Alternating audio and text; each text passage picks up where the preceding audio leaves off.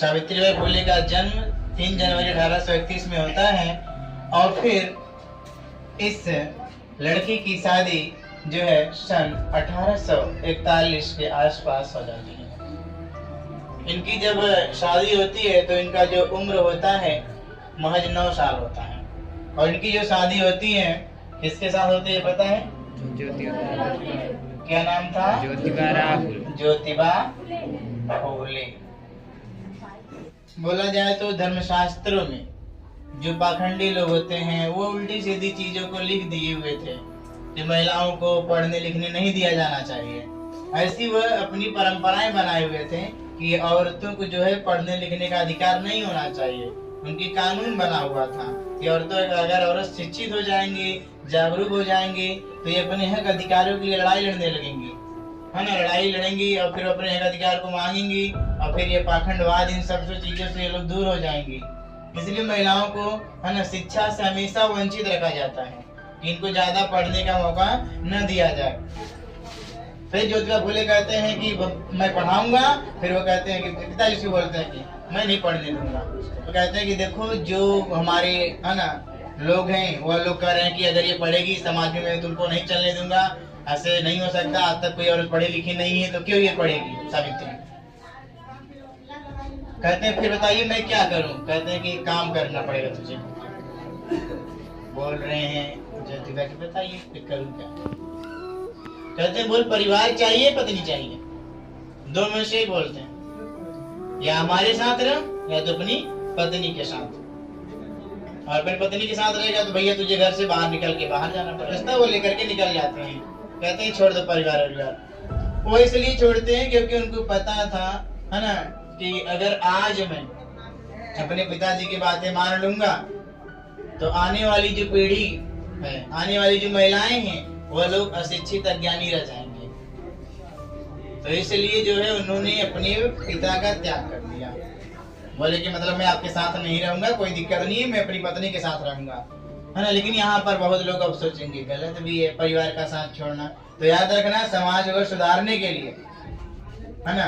अब लेकिन ये रहे कि जैसे बहुत से लोग होते हैं ना 10-15 साल की एज में, है ना, लड़कियों को लेकर भाग जाते हैं। ये लक्ष्य नहीं होना चाहिए। लक्ष्य होना चाहिए कुछ बनने के लिए तो घर छोड़ो तो अच्छा बात है, जिससे तुम्हारा समाज सुधरे। ये नहीं कि ना प्रेम मोहब्बत चक्कर पड़े उसके लिए तुम एग्जाम्पल ले रहे। सावित्रीबाई फुले, ज्योतिबा फुले भागे थे, घर छोड़ करके हम भी भाग जाएं, हम लोग भी ये कर लेंगे। हर कोई सब में मूवी नहीं है, मूवी पूरी फर्जी होती है। तो ये सब, है ना, बातें इस पर ध्यान न दीजिए। कुछ समाज में करने के लिए आने वाली जो पीढ़ी है उनके लिए अगर कुछ करके दिखाना है तो उसमें अगर परिवार की चीजों से थोड़ा सा गुस्सा तालमेल ध्यान दिएगा, है ना, क्रांति की शुरुआत अपने परिवार से होती है। एग्जाम्पल जीता जाता है सामने तुम्हारे। सावित्रीबाई फुले, ज्योतिबा फुले अपने घर से इनकी क्रांति है ना, लड़ाई अपने घर में होती है। परिवार अपना छोड़ दिए चले गए, अब पढ़ाई चालू, पढ़ाने लगे इनको पढ़ाए भैया। फिर इसके बाद लेकिन होता क्या था, रात में मारने के लिए ज्योतिबा फुले के पास में वही, हाँ, जो भाई पाखंडी लोग थे वो लोग भेजते थे, मारो उसको, मार डालो, अन्यथा वो क्या करेगा, सावित्री को पढ़ा देगा और फिर सब महिलाएं पढ़ने लगेंगी तो दिक्कत हो जाएगा।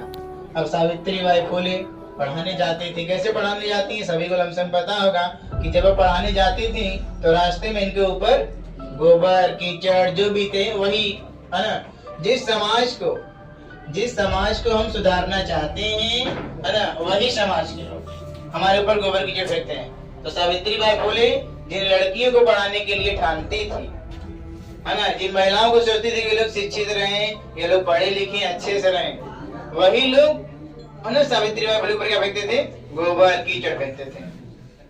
देखो जिसके लिए तुम चाह रहे हो, जिसके लिए तुम अच्छाई चाह रहे हो, वही लोग मतलब सत्यानाश करने पर तुले हुए हैं। अब क्या होगा फिर सोच, लेकिन फिर भी वो मतलब सोच नहीं रही तो कोई दिक्कत नहीं है, जो भी होगा देखा जाएगा। फिर पढ़ाने जाती थी तो ये 2 साड़ी लेकर जाती थी, है ना, पढ़ाते समय 2 साड़ियां लेकर जाती थी। जब रास्ते में एक को खराब हो जाता था उसको वहां पर जाती थी, उसको बदल लेती थी, फिर साफ साड़ी पहन करके उसको पढ़ा कर वहां पर बच्चों को पढ़ा करके फिर वापस आते थे। मामला यहीं पर नहीं रुका।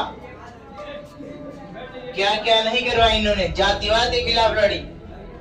क्या हो रहा था कि केवल उच्च वर्ग के लोग शिक्षा ग्रहण करेंगे, लेकिन इन्होंने जो अपना स्कूल बनाया तो करिए कि नहीं, सभी समाज के लोग शिक्षा ग्रहण करेंगे, चाहे वह किसी भी जात की हो। कोविड में क्या हुआ था, हम लोग अपने ही परिवार को जो है टच नहीं करते थे, एकदम नहीं छूना है, नहीं तो मर जाओगे। सोच लो, ये था ना, चाहे अपना सगा बाप क्यों न हो, सगी माँ क्यों न हो, सगा भाई क्यों न हो, घर वाले ही नहीं छूते थे। तो सबको पता होना चाहिए कि पहले के समय में है ना, हैजा, प्लेग है ना, इसके बाद चेचक, बहुत सारी स्वाइन फ्लू करके बीमारियां है ना, इस प्रकार की बहुत सारी बीमारियां, संक्रामक रोग बहुत ज्यादा आते थे।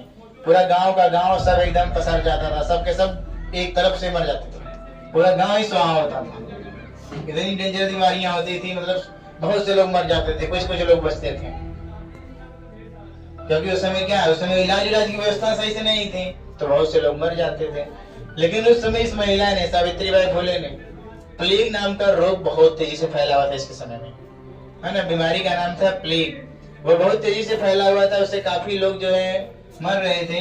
तो ये उस समय थोड़ा सा चिकित्सालय के क्षेत्र में भी काम कर रही थे। तो इस महिला ने क्या काम किया, प्लेग के काफी रोगियों को बचाया, बचाती बचाती बचाती बचाती स्वयं प्लेग रोग से पीड़ित हो गई। जब ये महिला स्वयं प्लेग रोग से पीड़ित हो गई, फिर इस महिला की जो मृत्यु थी, है ना, 10 मार्च 1897 ईस्वी को ये इस दुनिया को छोड़ करके चली गई।